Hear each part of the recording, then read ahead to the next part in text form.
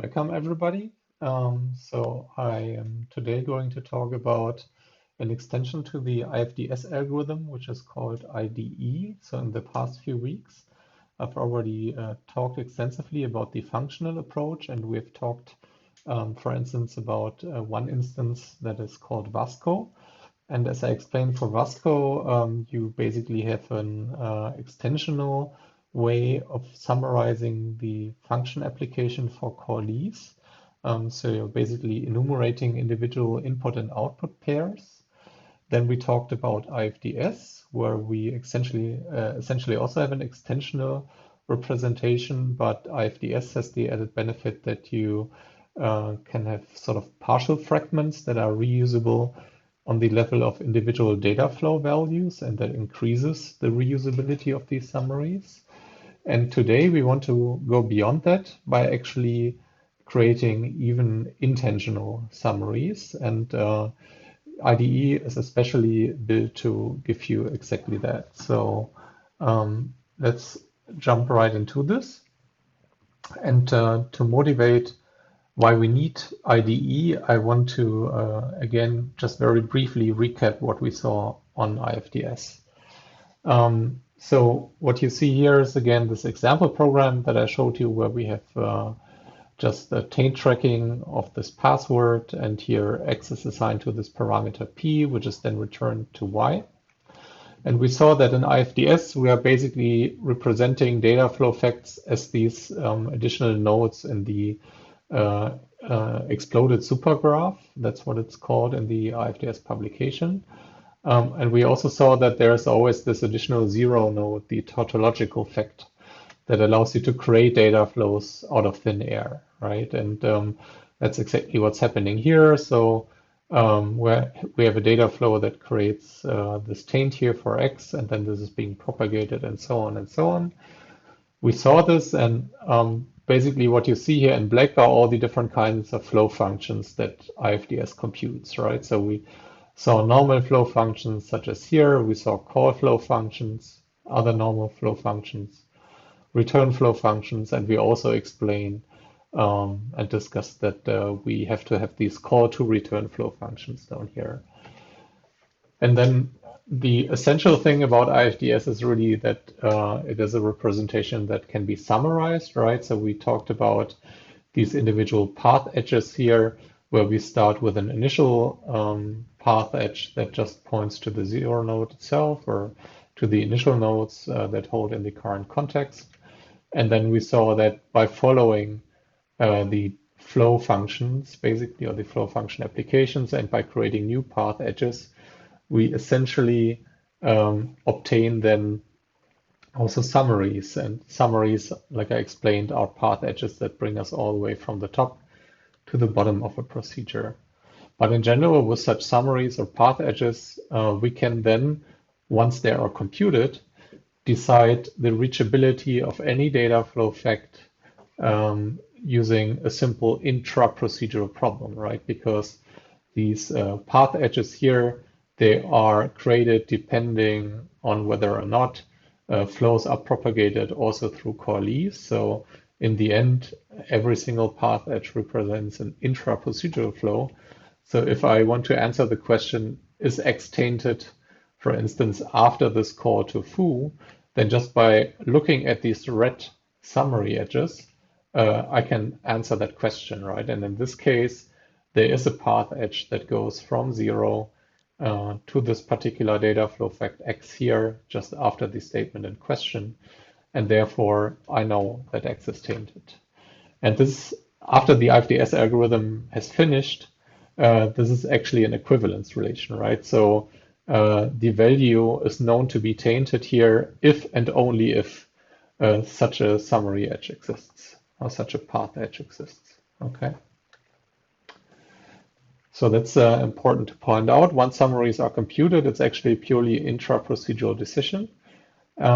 And that's actually kind of nice, right? Because that then makes it a very efficient determination. So basically, looking up this relationship here, this is constant time, right? So once the rest has been computed, this is a constant time lookup.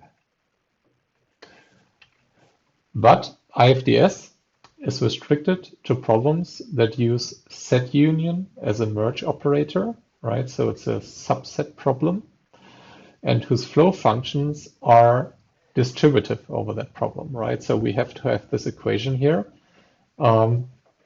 If this does not hold, then at the very least, you would have to approximate the problem so that it somehow fits into this framework so that you do get distributive flow functions after all. And if that's not the case, yeah, then the framework simply isn't for you, right? And but if you have these restrictions, then in these cases, it does allow for an efficient solution. So we talked about this. So the complexity of this is actually cubic in the size of the domain. So if you have a relatively small domain, that's actually pretty nice. You get an efficient solution. And it's also fully precise in terms of context sensitivity. So unlike in any k-limited approach to context sensitivity, in this case, there's no need for k-limiting. And that's because under the assumption of distributivity, you already know that, we can compute the MOP solution, right? It's equivalent to the MFP solution, and that's exactly what we exploit here. And the principle is based on summaries that are reusable on the level of individual domain values that I also talked about already. But I also want to reiterate that again using this example. So here again, we have just a simple increment function.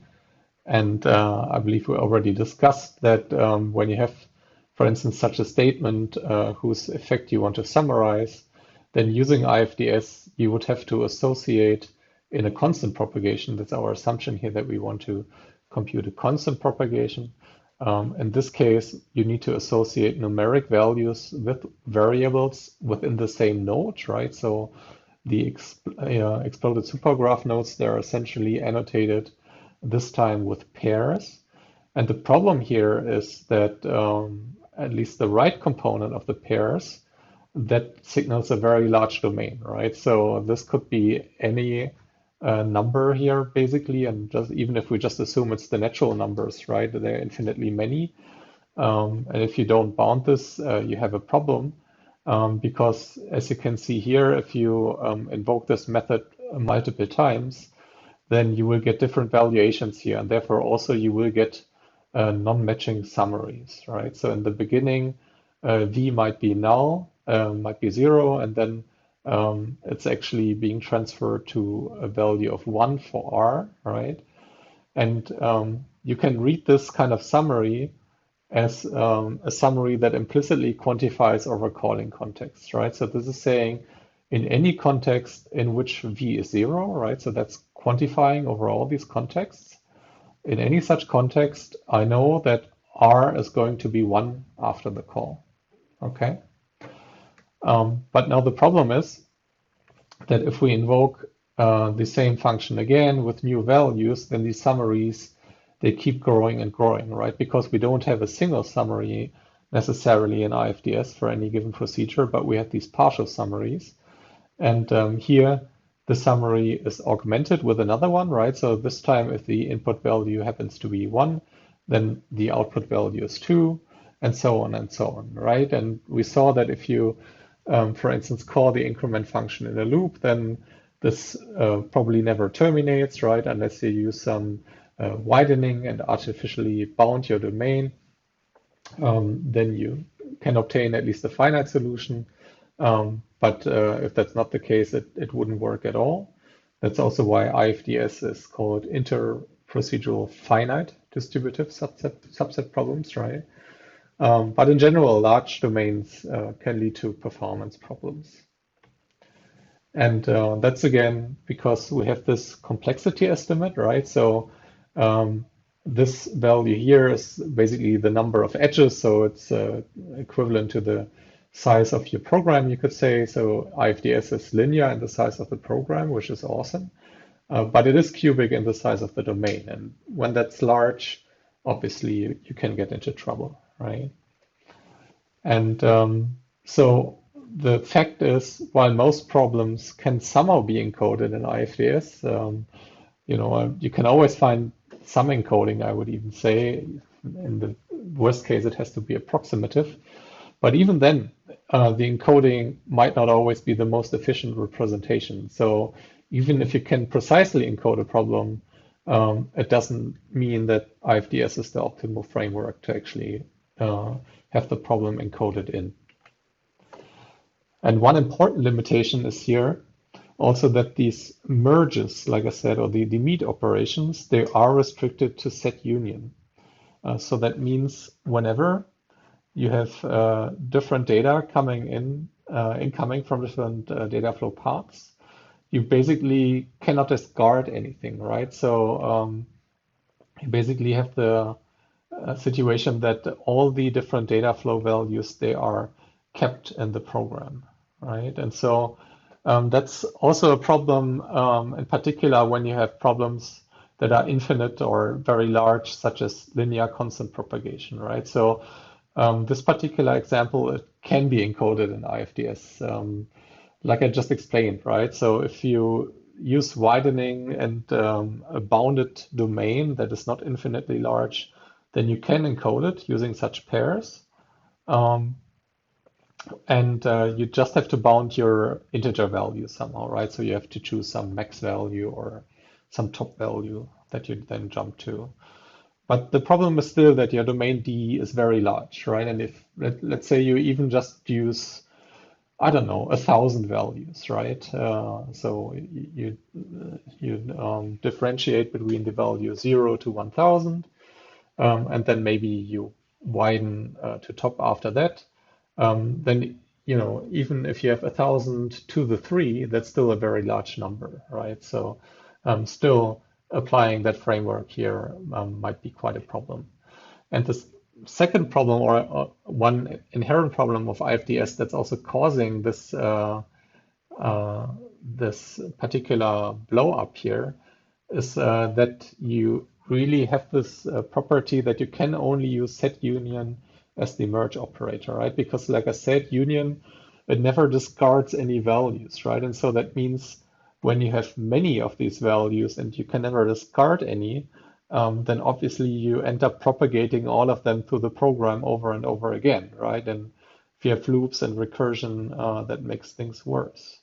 And so in particular then, with respect to procedure summaries, it also means, like we saw with the increment method, that these summaries actually grow with any new input value, right? So we keep on creating new summaries, but we actually barely ever reuse any summary because, well, there are all these different numeric values that we compute, and it's very unlikely that we end up hitting the same value again and therefore reusing any of these summaries, right? And this here is particularly problematic because the domain is actually not very high in terms of the lattice, but it's very broad. And then also flow functions like the increment functions, they can move sideways in that domain, right? So if we have a domain that looks like this, for instance, right? So that would be a typical domain to have for the value component that I just showed you in these pairs. Then you could have an increment function that moves you from one domain value to the next, right? And you never really hit top unless you widen at some point, right?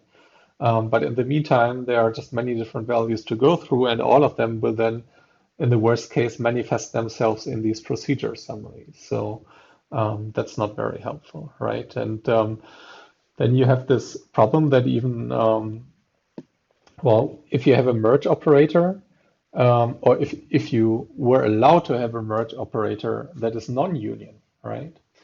Then you could do some more clever merging, right? So then you could use a different domain, maybe not that one, but you could even say, okay, if I merge 1 and 2 using my merge operator, I would go to top immediately, right? Or maybe you could also use an interval domain like you see here, right? So you could say if I have 1 along one control flow branch and 5 along the other, if I merge that together, I'm jumping to this interval, right? So there's even some widening involved here, maybe, right?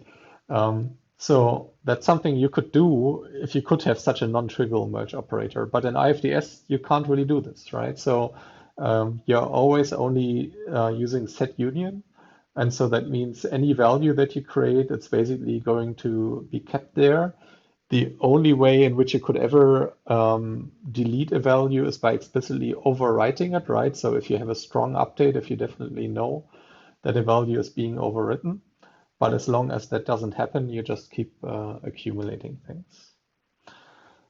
And then also, if you choose a domain where max int is basically infinite, right, then linear constant propagation cannot be encoded in IFDS at all.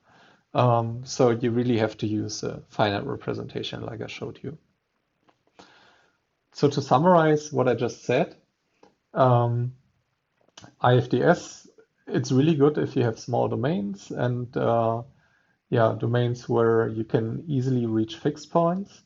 But as soon as you have very large domains, or in this case, even domains that are, let's say, close to infinite, then you have to be very careful. And it's usually a already very good indicator that you probably don't want to use IFDS in this case. And you would at least want to think about using IDE instead. And in fact, if you have a problem with an infinite domain that has distributive flow functions, then IDE should probably be your first candidate of choice. And so on the next few slides, I want to talk about the IDE framework. So that's basically extending this framework of interprocedural finite distributive subset problems to one of so-called interprocedural finite distributive environment problems.